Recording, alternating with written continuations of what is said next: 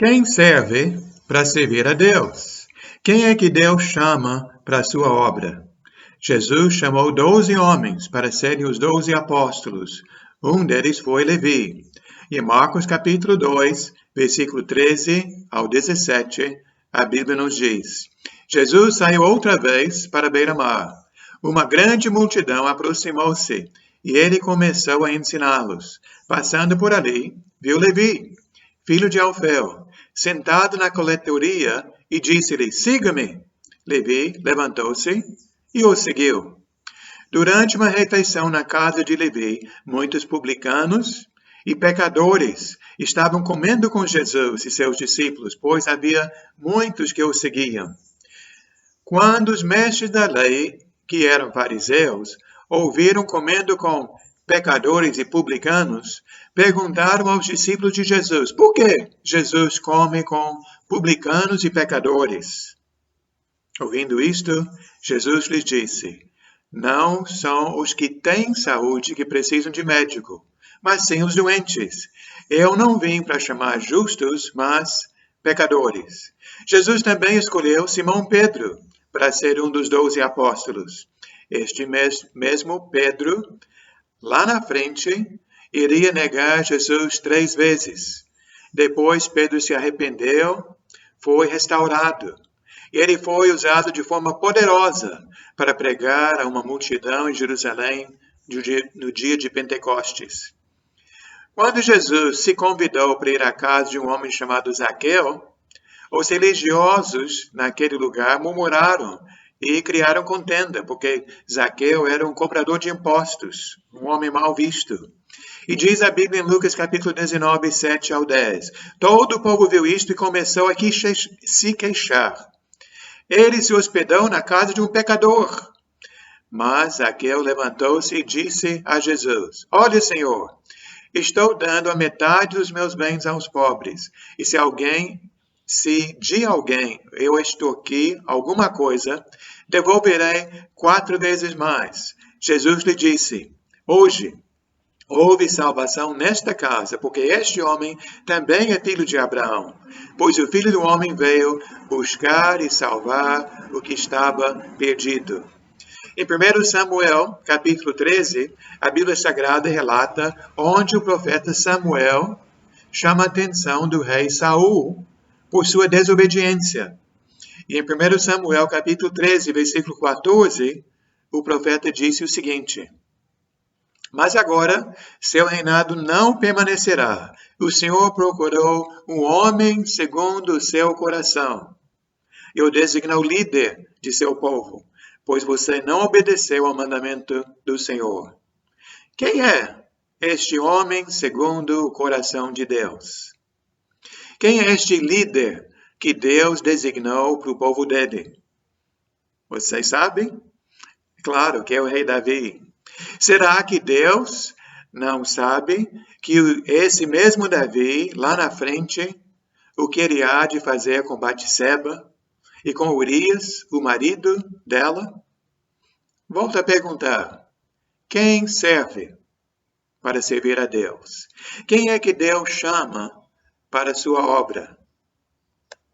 Você já ouviu falar de Saulo, que mais tarde seria o apóstolo Paulo? Em Atos capítulo 26, do 15 ao 18, o Senhor Jesus falou com Saulo. Respondeu o Senhor: eu sou Jesus, a quem você está perseguindo. Agora levante-se, fique em pé.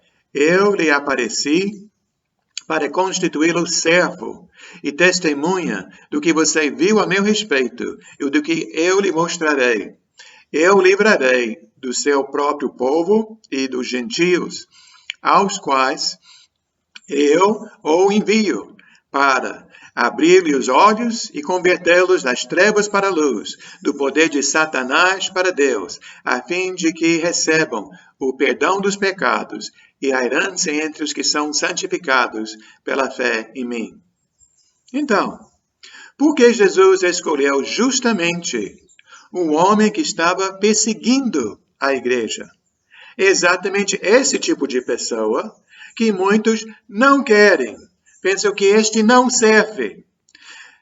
Mas como nós já vimos, como foi o caso de Levi, de Pedro, de Zaqueu, de Davi e muitos outros, o Senhor escolheu um pecador. E aqui ele diz que ele deseja usar este pecador para pregar o Evangelho, a boa nova da salvação. Veja aqui palavras mais bonitas. Eu envio você aos gentios para abrir-lhes os olhos e convertê-los das trevas para a luz, do poder de Satanás para Deus, a fim de que recebam perdão dos pecados e herança entre os que são santificados pela fé em mim. Então, quem melhor para resgatar os pecadores do que um homem que foi resgatado? No AA, Alcoólatras Anônimos, quem recebe e quem ajuda aqueles que desejam parar de beber. Não são pessoas que já lutaram contra este vício e agora podem aconselhar outras pessoas? Quando foi a última vez que você pecou? E, não sei se você consegue lembrar, qual foi o pecado mais feio que você já cometeu? Que bom, muito bom, que o apóstolo Paulo nos disse em 1 Timóteo capítulo 1, do 12 ao 17. Eu dou graças a Cristo Jesus, nosso Senhor, que me deu forças e me considerou fiel, designando-me para o seu ministério. A mim, que anteriormente fui blasfemo, perseguidor e insolente, mas alcancei misericórdia, porque eu fiz por ignorância e na minha incredulidade. Contudo, a graça de nosso Senhor transbordou sobre mim, com a fé e o amor que estão em Cristo Jesus. Esta afirmação é fiel e digna de toda aceitação. Cristo Jesus veio ao mundo para salvar os pecadores, dos quais eu sou o pior. Mas, por isso mesmo, alcancei misericórdia, para que em mim, o pior dos pecadores, Cristo Jesus demonstrasse toda a grandeza de sua paciência, usando-me como exemplo para aqueles que nele haveriam de crer, para a vida eterna. Ao Rei eterno, Deus único, imortal e invisível, sejam honra e glória para todos sempre. Amém. Amados irmãos, eu sou um pecador remido pela graça e misericórdia de nosso Senhor. Me parece que este Rei eterno, imortal e glorioso, ele gosta de resgatar os pecadores e de usar pessoas imperfeitas para sua obra. O que é que Paulo disse? Cristo Jesus veio ao mundo para salvar os pecadores. E por que Jesus escolheu um pecador como Paulo? O que Paulo disse? Para que em mim, o pior dos pecadores, Cristo Jesus demonstrasse toda a grandeza da sua paciência, usando-me como exemplo para aqueles que nele haveriam de crer para a vida. Que maravilha, né, irmãos? Jesus é paciente. Aquele que crê em Jesus recebe vida. Jesus recebe pecadores, como eu e como você. E agora você e eu vamos ter corações cheios de graça e de misericórdia. Se nós recebemos essa misericórdia, vamos também liberar essa misericórdia, ou vamos agir como os fariseus e jogar pedra nos outros? Que aquele que não tiver pecado, atire a primeira pedra. Eu não quero e eu não pretendo fazer parte de uma congregação que não entende as boas novas de Cristo Jesus. Eu preciso da graça do Senhor. E eu peço ao Senhor para encher o meu coração desta graça e que a misericórdia do Senhor possa transbordar de meu coração. Em 2015, uma comissão de irmãos da nossa congregação no Tanque apresentou 2 irmãos para serem os primeiros presbíteros desta igreja em Jacarepaguá. A Bíblia Sagrada nos mostra claramente Paulo e Barnabé, depois Tito e Timóteo, constituindo pessoas e bispos em cada congregação. Eu vejo que, biblicamente, que Deus quer que sua igreja tenha presbíteros. E qualquer irmão que esteja ensinando ao contrário está equivocado. Graças a Deus, naquela época, a igreja aprovou e abraçou 2 homens que foram indicados à congregação. Eu fui um e nosso amado irmão Hilário foi o outro.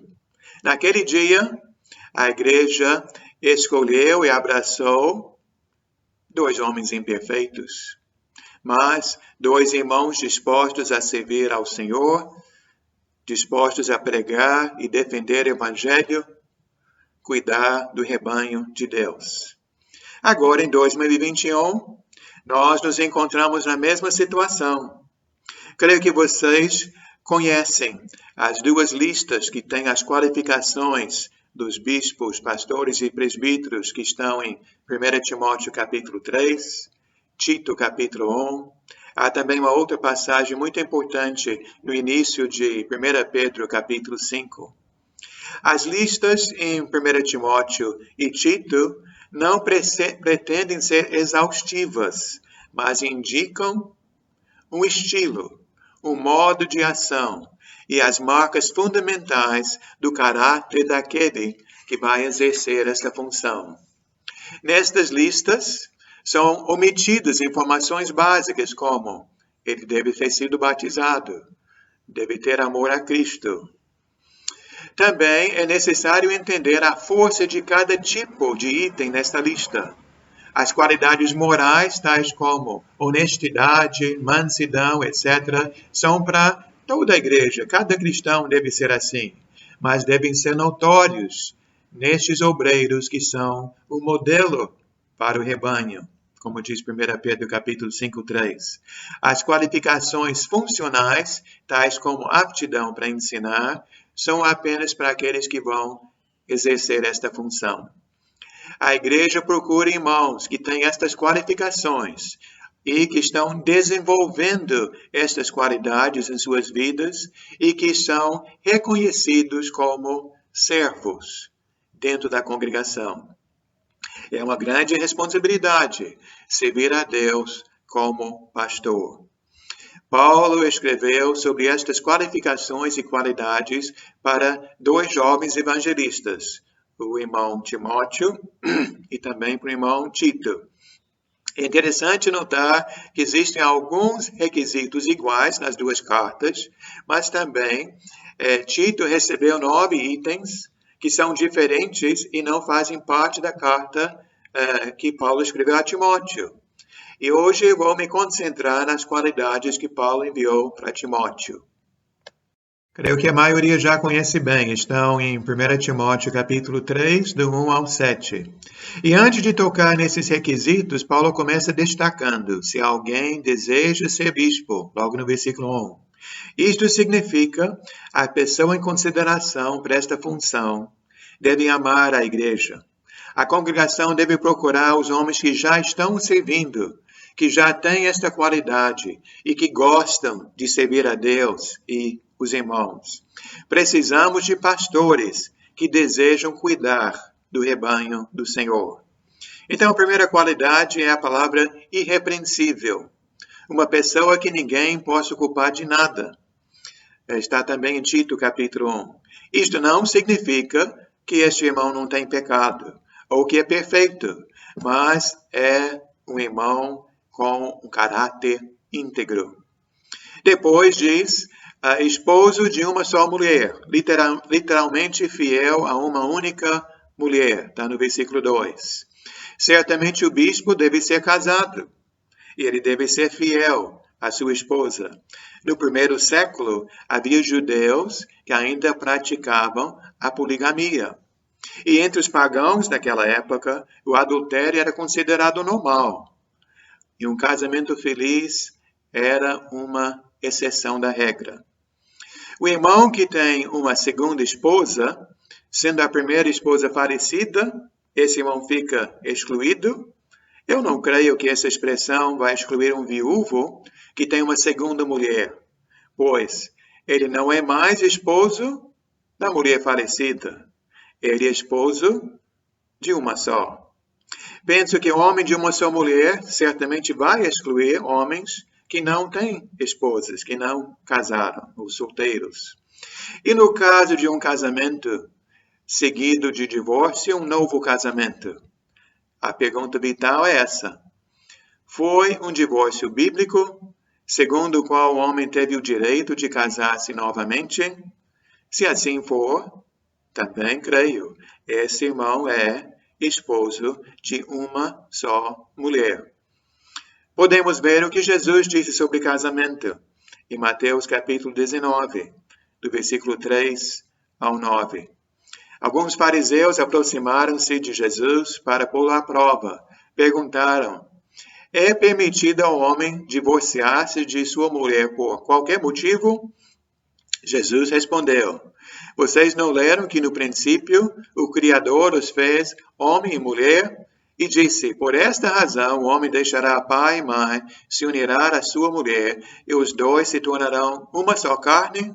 Assim eles já não são dois, mas sim uma só carne. Portanto, o que Deus uniu, ninguém separe. Perguntaram eles: então, por que Moisés mandou dar uma certidão de divórcio à mulher e mandá-la embora?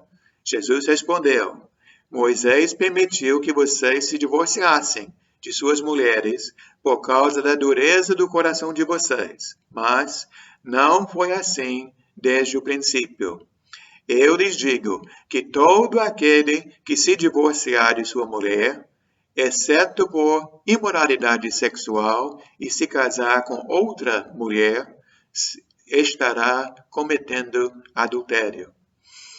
Deus criou homem e mulher. O correto é o marido e a esposa juntos até a morte os separe. Mas nós não somos perfeitos. Jesus disse que no caso de imoralidade sexual, pode haver um segundo casamento. Graças a Deus, pela graça de Deus em restaurar vidas. O terceiro ponto, dependendo da sua tradução, é temperante ou moderado. Também está no versículo 2.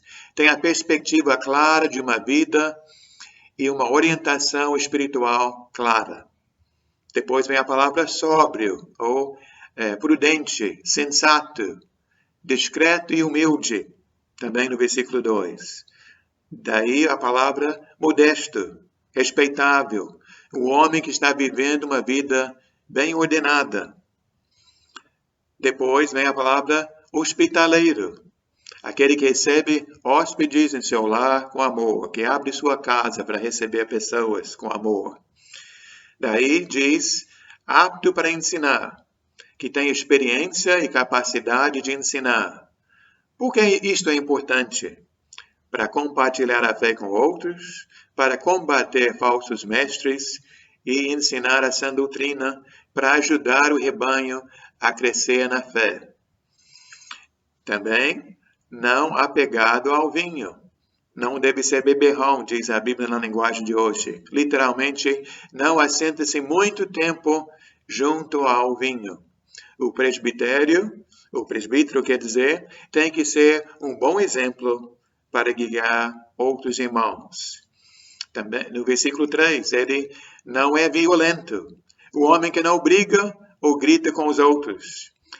Esta é uma qualidade muito importante, porque o bispo vai trabalhar com todo tipo de pessoa em várias situações. Este irmão precisa saber como controlar suas emoções. E a palavra amável. Uma pessoa caracterizada pela brandura, paciência e bondade, também no versículo 3. Inimigos de contendas, ou a NVI diz pacífico, não se irrita facilmente. Mais uma vez, temos que notar que existem tantas situações onde pessoas na igreja, nas famílias e de fora vão brigar.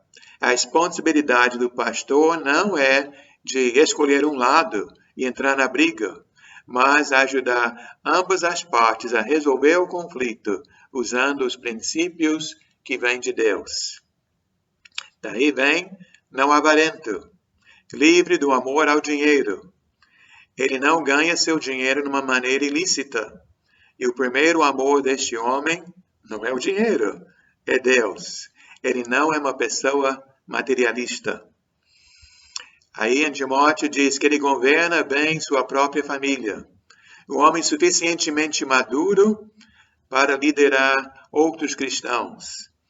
Este irmão sabe governar bem sua própria casa, sua própria família, e se ele não for capaz de fazer isto, como ele vai ter condições de liderar uma congregação com muita gente?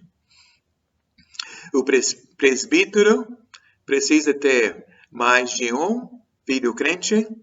Em primeiro lugar, nós temos que saber que a palavra filhos no original é genérico, indica um ou mais filhos. Irmãos, eu creio que a intenção deste texto não é de dar ênfase ao número, mas sim à natureza dos filhos. Dizer que quanto maior o número de filhos, maior a prova das habilidades paternais, é, na verdade, fazer um acréscimo ao que a palavra nos diz. Será que um pai de 10 filhos tem 5 vezes mais capacidade de liderança de um pai que tem apenas 2? A ênfase aqui não está na capacidade biológica de se procriar, mas na liderança do presbítero em cuidar do povo de Deus. Não nos preocupamos tanto com o tamanho da família, a ponto de que nos esquecemos de enxergar a beleza dessa família. Depois diz, não pode ser recém-convertido. Por quê? Porque ele poderia ficar cheio de orgulho, como as pessoas no mundo, pensando que ele tem um cargo importante, que ele é um chefe, sem entender a ideia de ser um servo de Deus, numa função espiritual. E depois, o quinto. Agora, o último ponto. Tem uma boa reputação perante os de fora. Por que é importante ter uma boa reputação entre os não cristãos? Para não ser sempre criticado por todos e apanhado pelo diabo, diz o versículo 7. Um irmão deu este conselho para todos nós. Não procure homens perfeitos, mas homens em quem você pode confiar e respeitar. Homens para quem Deus mostrou sua misericórdia. Homens que foram salvos pela graça, homens que foram redimidos pelo Evangelho e agora servem como exemplos de como o amor de Deus pode transformar a vida de uma pessoa. Não procure homens que não necessitam da graça de Deus, mas sim homens que dependem desta graça. Agora, para concluir, as igrejas do Novo Testamento tinham um grupo de homens escolhidos para liderar a igreja. Estes irmãos eram chamados de bispos, presbíteros e pastores. O trabalho deles é de cuidar do povo de Deus. Paulo nos dá o perfil de um homem que pode servir nesta capacidade. Somente Jesus foi perfeito. E não existe ninguém que alcança perfeitamente cada área nestas duas listas de 1 Timóteo 3 e Tito capítulo 1. Queremos presbíteros que têm essas qualificações e que estão desenvolvendo cada vez mais as qualidades necessárias. Meus irmãos, eu dou graças a Deus que nós temos em nossa congregação irmãos e casais dispostos a trabalhar. Desde que iniciamos esta congregação em Jacarepaguá, no ano 2000, eu contei com a ajuda do irmão Hilário, com a Amélia e muitos outros irmãos. Sempre foi um trabalho de equipe, um trabalho do grupo. E nada mudou.